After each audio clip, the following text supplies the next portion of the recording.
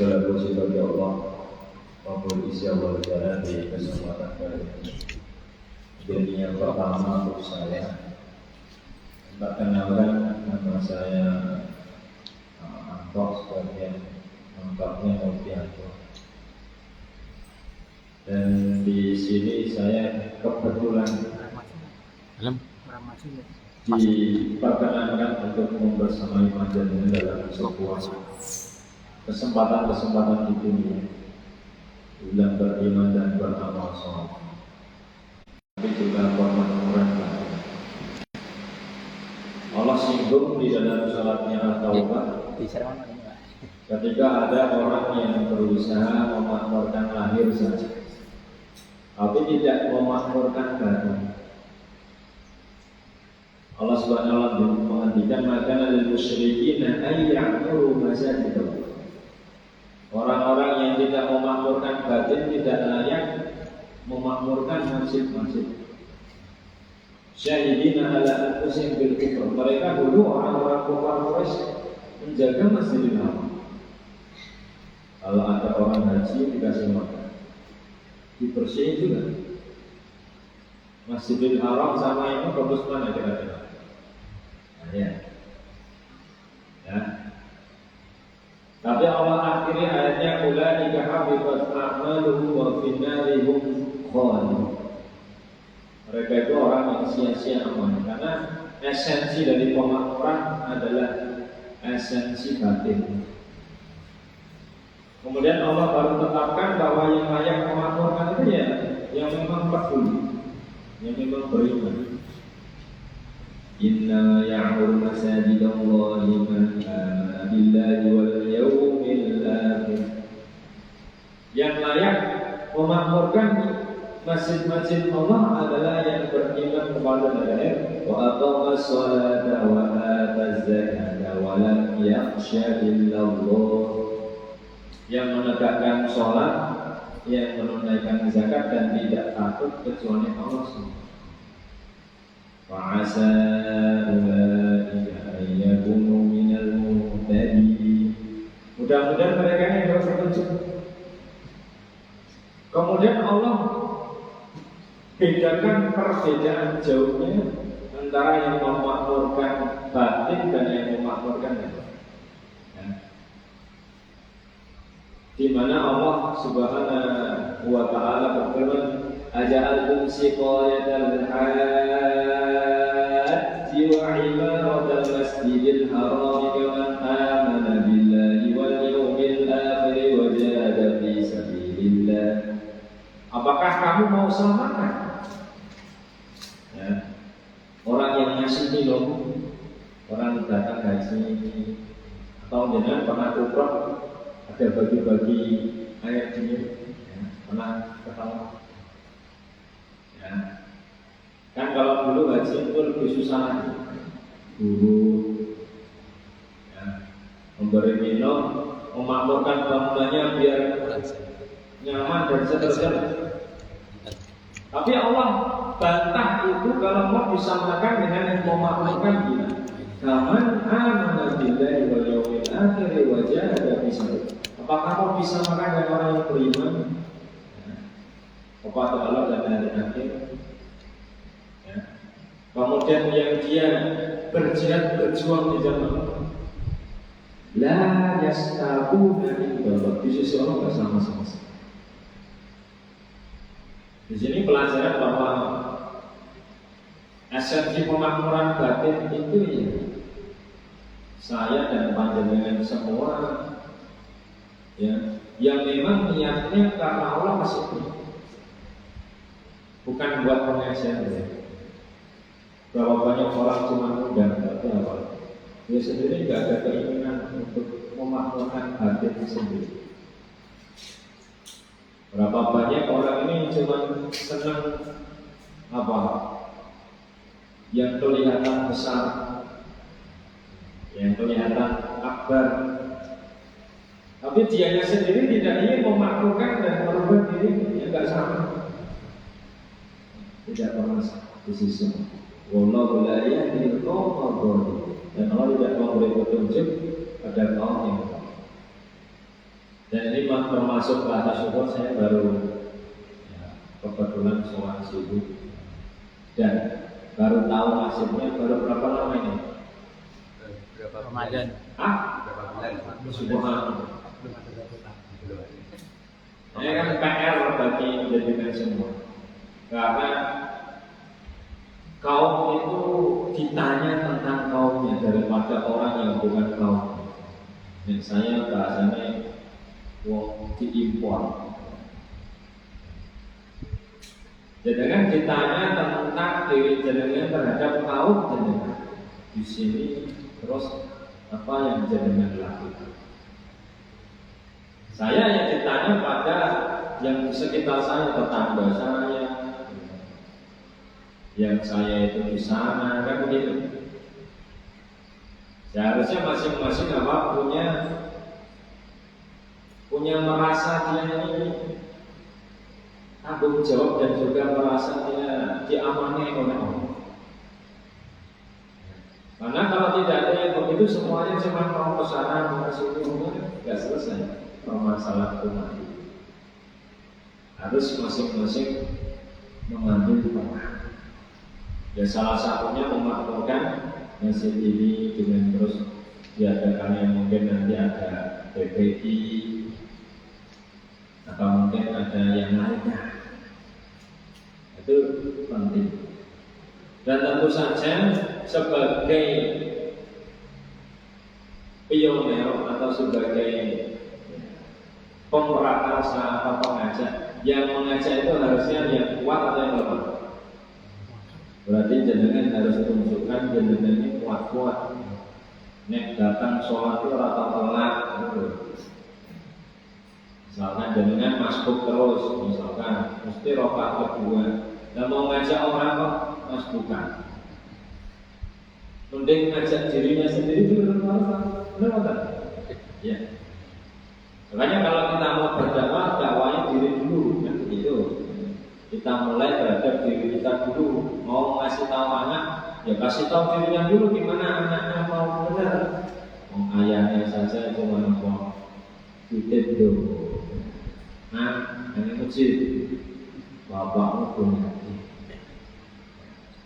Tapi dianya, ayahnya tidak mau juga yang bergegas. Ini kekeliruan. Kita bukan hendak belajar Islam untuk dakwah itu sekunder. Yang pertama itu perbaikan diri sendiri. Jadi kita merasakan kita berislam, kita beragama karena mendapatkan kesolehan dan kebaikan. Perubahan manusia tidak mungkin terwujud menjadi titik sempurna kecuali lewat jalur wahyu agama. Maka jangan keluar sendiri. Dan tentu saja poros semua ini yang pertama tentu saja adalah berikhlas. Ikhlas itu mudah. Karena begini, bagaimana persatuan bisa terjalin kita bersama-sama membangun masjid ini imarah batiniyah dan imarah zahiriyah. Kalau kita ini berselisih, sehingga pengennya motor, pengennya ini, ya, maka tidak akan terjadi imarah kalau banyak perselisihan. Nah, kenapa perselisihan? Kenapa tadi? Karena masing-masing bukan lillah, tapi linafsi, pengenku. Kalau memang tujuannya lillah, seharusnya tidak mungkin mereka ini berbenturan, harusnya berjalan bersama. Kalau niatnya ikhlas. Tapi pengen menang-menangan, pasti banyak perpecahan.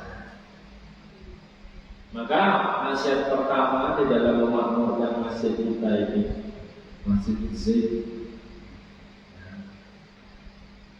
adalah berusaha membersihkan niatan-niatanku.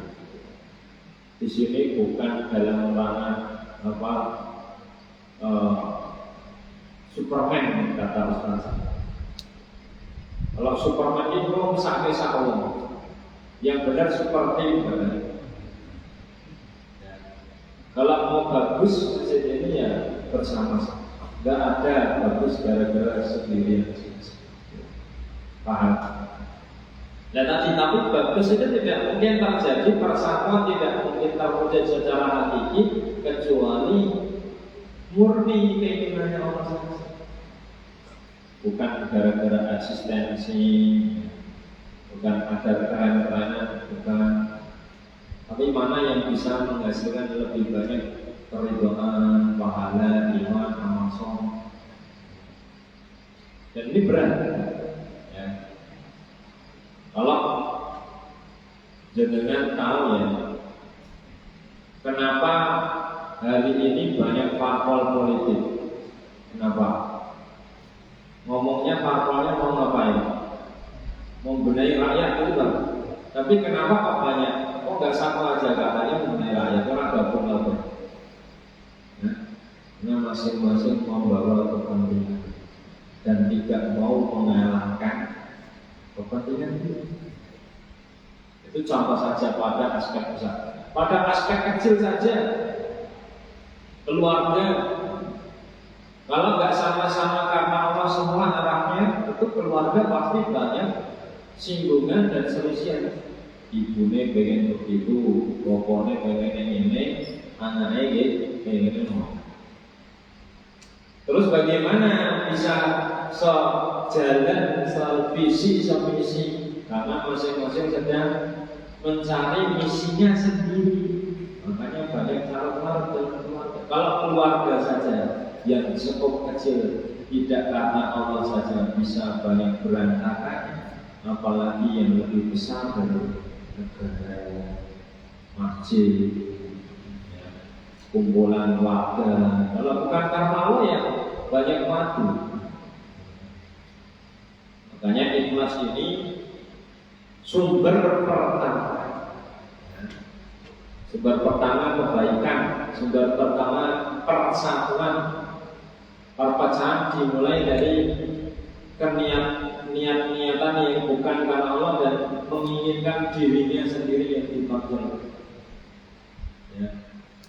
Kalau memang nanti ada keputusan-keputusan yang kita harus sepakat karena ya tidak semua harus berjalan sesuai dengan pikiran kita. Misalkan nanti jenengan mau mengadakan apa lagi, terus kan ada yang diunggulkan masing-masing. Ya kalau sepakat membangun siapa yang mau ditaruh ya silakan siapa. Terus kemudian apa? Bismillah jalan. Yang semuanya kalau sudah diputuskan ya saling mendukung, bukan kemudian yang di belakang apa? Ngedulu. Wah itu gara-garanya begini. Ya kalau begitu kan nggak ikhlas. Ikhlas itu dimanapun dia bermanfaat, bahkan berbeda pun dia tetap memberi manfaat. Ya. Ikhlas itu kan begitu. Saya dan istri saya apakah sama secara apa selera-seleranya mungkin berbeda. Tapi namanya ikhlas itu dimanapun dia bermanfaat, karena dia hanya ingin memberi manfaat, bukan sedang ingin dituruti, ditaati atau diikuti. Dia cuma ingin berbuat kebaikan. Ya, itu ruh yang benar. Jangan ruhnya sekedar bagaimana kita ini berusaha menguasai. Ingat ada hadis, barang siapa meminta wilayah kekuasaan maka dia tidak ditolong, dan barang siapa dikasih dan tidak meminta maka dialah yang ditolong. Maka memenangkan diri sendiri tidak mesti bagus meskipun idenya bagus. Karena ide bagus dicabut pertolongan Allah daripadanya menjadi tidak bagus. Dan keadaan-keadaan yang tidak ideal kadang-kadang, tetapi keikhlasan senantiasa membersamainya, pertolongan Allah senantiasa datang. Yang susah pun bisa jadi. Ya. Maka sekali lagi bahwa ikhlas ini paling penting. Ada sebagian orang soleh dulu berpikir, ayu syai'in asyaddu ala nafsi. Apa sih yang paling berat untuk jiwa? Maqala al-ikhlas. Li'annahu laisa laha fihi nasib. Karena ikhlas itu enggak sedang menginginkan bagian. Orang itu rapopo, orang disebut rapopo, orang didelok rapopo, orang diremekke rapopo, embok celah rapopo, embok serah. Tapi kita cuma pengen apa? Mencari ridho Allah. Berat apa mudah itu? Kalau aslinya berat. Sekarang,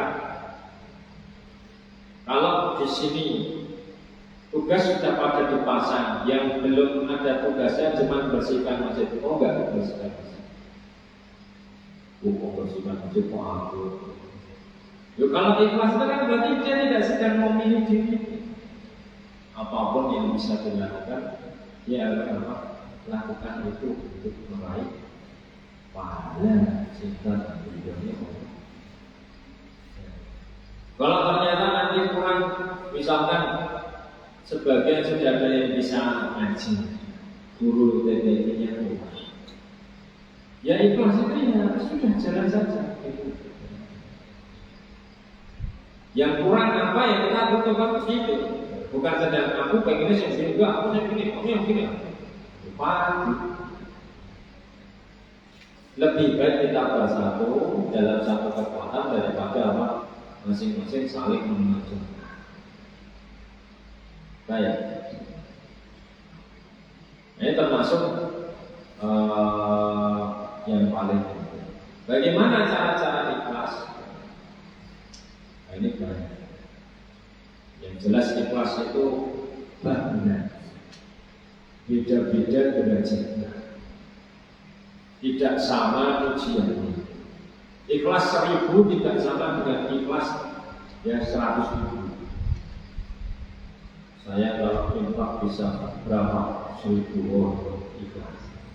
10.000 semakin itu pula derajat.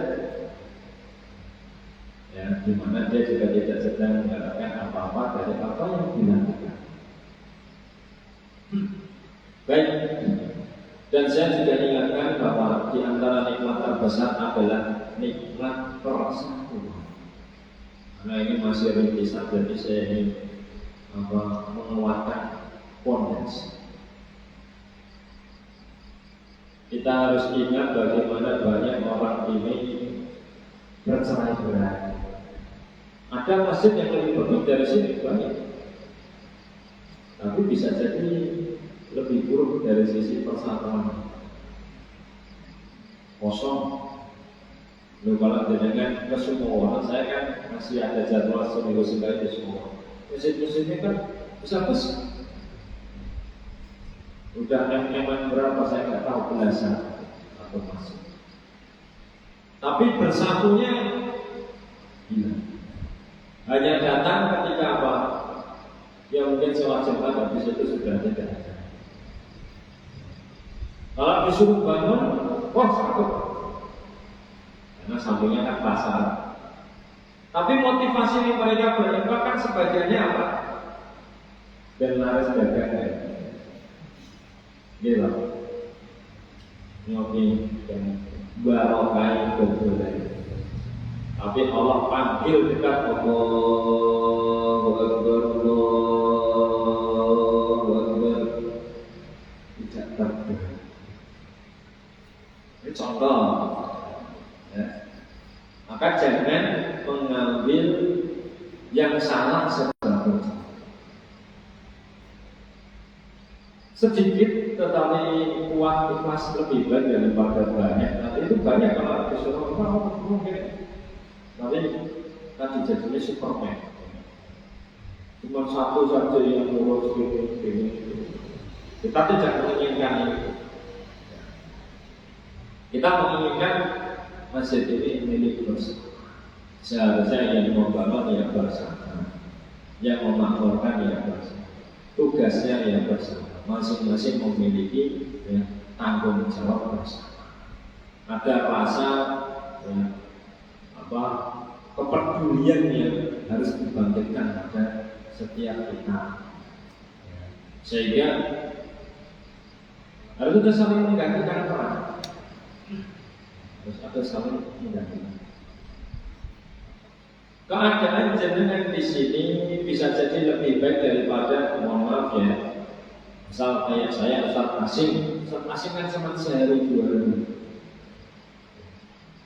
Kalau jenengan inginnya tabligh apa tak ada cuma sekali. Yang benahi terus warga, anak-anak itu kan jenengan, meskipun pengisi tabligh apa lebih pintar, tapi itu cuma sejam. Habis itu hilang.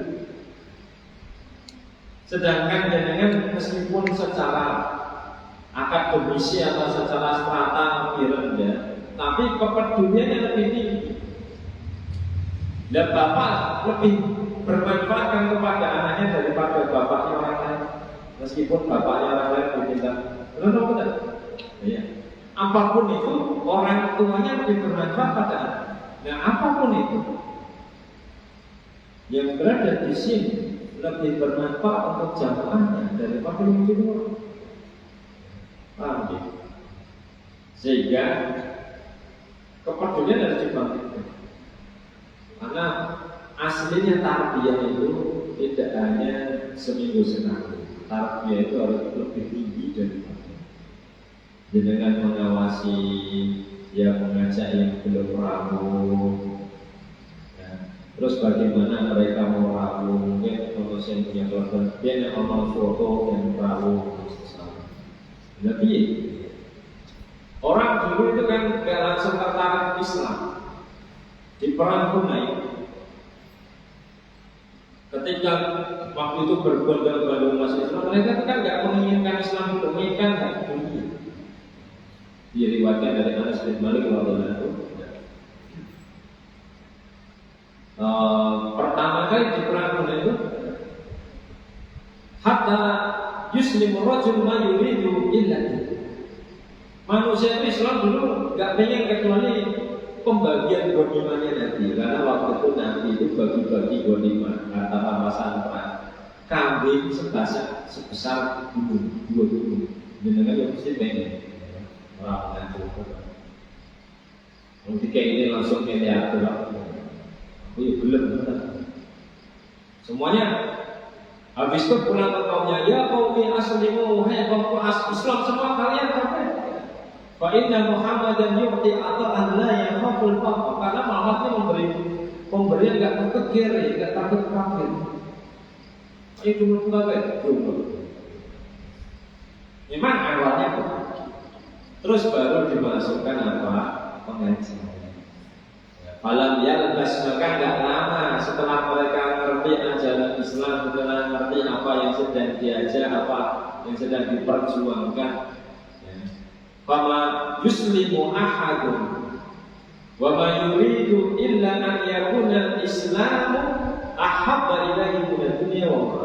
Setelahnya enggak lama setelah sampai di hakikat iman, sudah merasakan nikmatnya iman, sudah senang ke masjid, sudah senang tilawah di sini, sudah senang sujud, sudah senang dia berdoa, sudah senang menghabiskan waktunya di rumahnya Tuhannya.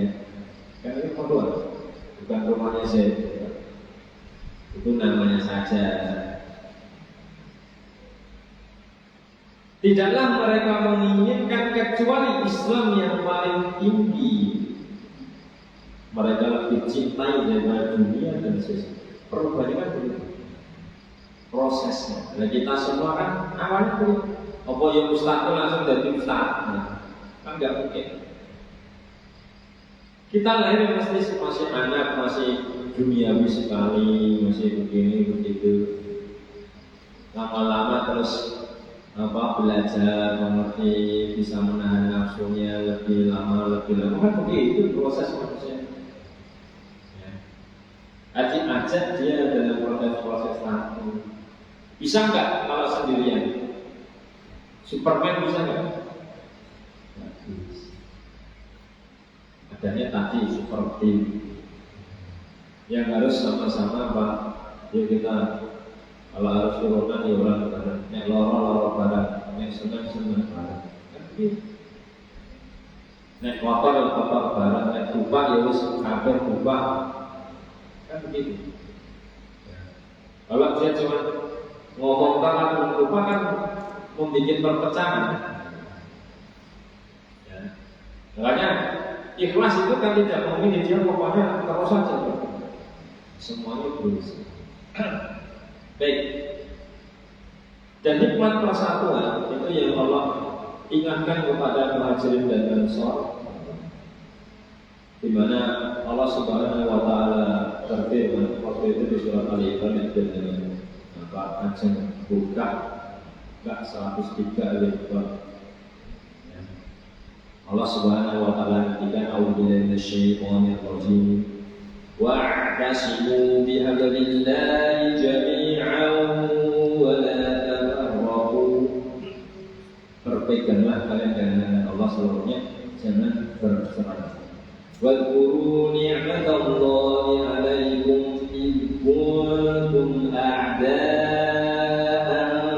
fa'alafa baina qulubikum فأصبحتم بنعمته إخوانا وكنتم على شفا حفرة من النار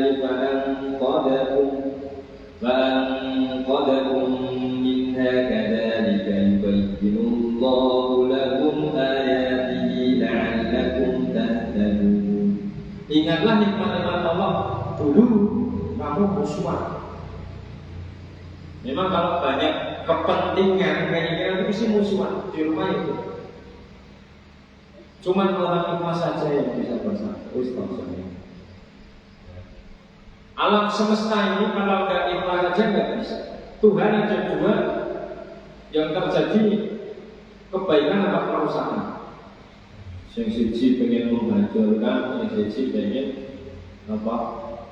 memberikan, menetapkan. Yang ini pengen mematikan, yang ini mematikan, nggak jadi teratur. Artinya murni satu tujuan, maksudnya gitu. Ya.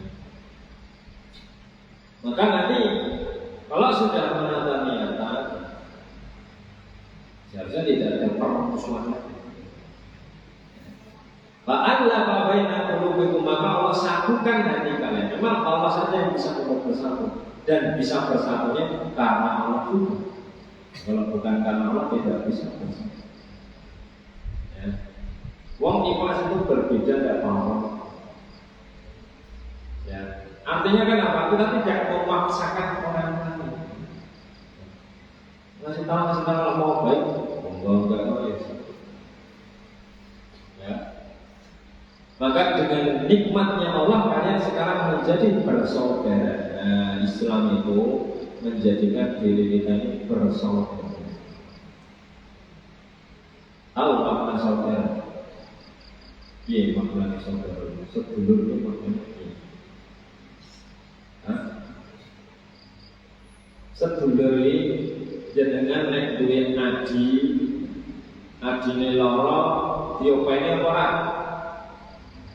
Lah, ya. Adine ra ngerti dikandani ora? Nah, sekarang kalau ada di sini ada orang yang belum tahu, jenengan pengen ngajari apa dibentin. Kalau ada yang sakit di sini mau disembuhin, ditolongin atau masa bodoh? Nah, kalau ada yang butuh bantuan, diberikan bantuan atau mending aku saja yang dapat bantuan gitu. Ya, kalau namanya saudara itu seperti kan kalbunia di luar, seperti satu pohon, kalja di luar. Kalau tidak istaka bahu, satunya ngeluh, ini ngeluh loro, ibunya loro, ngeluh umat gitu. Jadi sebelum kita itu ada yang bermasalah di sini ya, dari masjid datang bantu, tunjukkan efek belajar itu ya kayak gitu. Orang efek belajar itu selesai buku terus baru semuanya tidak diperdulikan. Efek Islam, efek iman yang benar itu kerasa pada sekitar. Yang paling merasakan di sini ya biasanya orang-orang di sini. Bagaimana kita ini berkontribusi, dan kontribusi tidak hanya ngadani. Islam itu kan bukan ngadani loh. Islam kan realistis. Ono sing apa? Jalur utang ora. Jauh statusnya. Ya memang ada Baitul Mal misalnya yang apa tadi dikumpulkan, terus nanti kalau ada yang utang yang berakat tadi kepada Baitul Mal, ada yang membutuhkan nanti begitu begini, gitu. Jadi manfaat apa yang pada iman ini benar-benar terasa dalam setiap aspek, tidak hanya pada pengajaran. Ya pengajaran kan yang diinginkan kan terwujud. Kita kan bukan sedang ingin merojus. Kita ingin ketenangan, kebaikan itu karena semua. Tidak hanya di aspek-aspek taklim saja. Ya tarbiyah benar. Kemudian Allah ingatkan bahwa untuk ala syafa hufratin minna, dahulu kalian sudah di pinggiran neraka Allah selamatkan. Karena tidak mungkin bisa selamat kalau tidak ngikutin Allah dengan mengikuti nafsu. Saya tunjukkan usaha. Makan dilanjutin terus. Senang tak seruan? Ya. Ikuti ya terus. Kan mengkal diri. Pokoknya banyak ya contohnya. Jadi kalau kita mengikuti kesenangan kita sendiri itu sama saja. Yang ada bukannya kebaikan, tetapi yang muncul apa? Banyak cara-cara. Mungkin tuh hikmah juga sih di kebun durian kok. Akhirnya duriannya apa? Kalau langsung pukul gitu. Ini pukul di panah dewi terus terus. Jadi mungkin Allah hendak memberikan kebaikan dia nggak sadar. Nafsu juga mementingkan diri sendiri. Contoh, saya kasih contoh. Kalau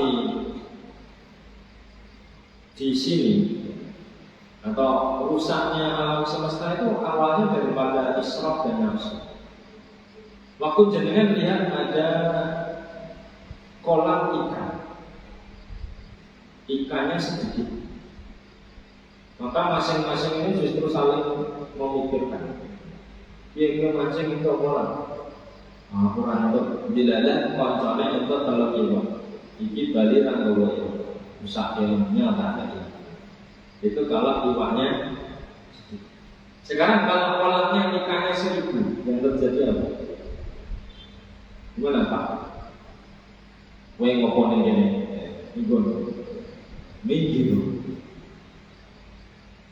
Terus apa? Ada satu orang berusaha ngambil banyak. Jenengan melihat orang ngambil banyak, rakus. Apa yang ada di nafsu kita, tapi ada. Nah, nek jenengan delok wong langsung dikubur gitu. Terus jenengan dirasa batin jenengan gimana? Nah, wah aku kurang itu loh. Lihat, tamak itu nulari tamak. Yang ngambil lah, kumpul piye? Ya juga itu. Engko sing kene tak. Sing kono yo semua tak cukup. Akhirnya harusnya ini cukup untuk semua, akhirnya ada yang enggak kena makan. Dan mereka sedang tertawa-tawa, yang satu nanti kelama. Dunia itu kan sama gitu. Mereka ini kan bukan mengumpulkan untuk berbagi, mengumpulkan untuk menyimpan sendiri. Tak apa-apa. Andai mereka menyimpan, ngambil, tapi untuk dikasih ke yang lain, saya tak simpulkan, aku mau dibagi. Oh iya, jadi gak masalah. Tapi ketika dia nyimpan untuk diri sendiri, akhirnya yang lain jadi apa? Sakit hati rasanya. Karena dan hati itu ada penyakitnya. Dia melihat, kok dia sendiri? Oh gak bisa, aku juga ya. Sumber kerusakan itu ya salah satunya ketamakan, israf, berlebihan, sehingga menular, egosnya menular. Ya. Makanya nanti ketika berusaha membangun masjid ini dengan baik, jangan ada apa ya istilahnya ya. Nanti kalau ada yang penyakit hati itu akan muncul. Sopo sing orang itu mesti rasanya ketu, mentok itu mesti kerasa. Makanya saya bilang adalah memang harus berdarah semua. Kalau mengurus kotor ya pastikan kotor semua. Kalau bersih ya bersih semua. Kalau makan dulu kan agama Islam itu kenalnya kayak gitu. Bukan dikenal dengan aku di sini ya bosnya, kemudian kamu ya, anak buah, saya begini begitu kan enggak begitu. Nabi itu kan juga menjadi contoh. Nabi bahkan menjadi contoh paling. Ada yang batunya juga dia pikir sudah paling kesel, baru dia melihat Nabi, kanjeng Nabi kok batunya 3. Wah si tomat, sebenarnya aku ceknya. Maka tadi saya membawa kembali bahwa membangun masjid ini harus bersama-sama. Membangun masjid ini harus menghilangkan keinginan-keinginan pribadi di kecil. Harus bersatu dalam keinginan yang lebih besar. Harus saling mengarahkan, niatnya saling membantu, saling memberi. Bukan saling menguasai. Itu punya aku, ini orang nanti kayak begini. Ya kalau jenengan punya sesuatu ya orang berikan. Ya kalau ibu-ibu bisa mengajak ibu-ibu ilmu. Ya kalau nanti butuh di sini nanti dikumpulkan kemudian butuh apa misalkan yang diperlukan, semua ditanggung sama-sama. Jadi semua ringan dan senang berkorban. Tapi mulai perpecahan itu kan mulainya apa? Udah tahu aja. Maka satukan niat, satukan ikhlas, satukan azam agar Allah senantiasa berikan kepada Ya'lamu fi qulubikum khairan yu'tikum. Jika Allah melihat di hatimu ada kebaikan, Allah akan berikan kebaikan. Maka wujudkan kebaikan mulainya dari hati dulu. Ini yang barangkali bisa disampaikan kesempatan yang terbatas dan pendek. Mudah-mudahan menjadi pembinaan terutama untuk saya dan juga semuanya yang mendengar. Kebenaran milik Allah, jika ada kekurangan saya beristighfar dan merujuk pada yang benar. Dan dengan doa para majelis. Subhanallah wa bihamdihi asyhadu an la ilaha illa anta astaghfiruka wa atubu ilaik. Assalamualaikum warahmatullahi wabarakatuh.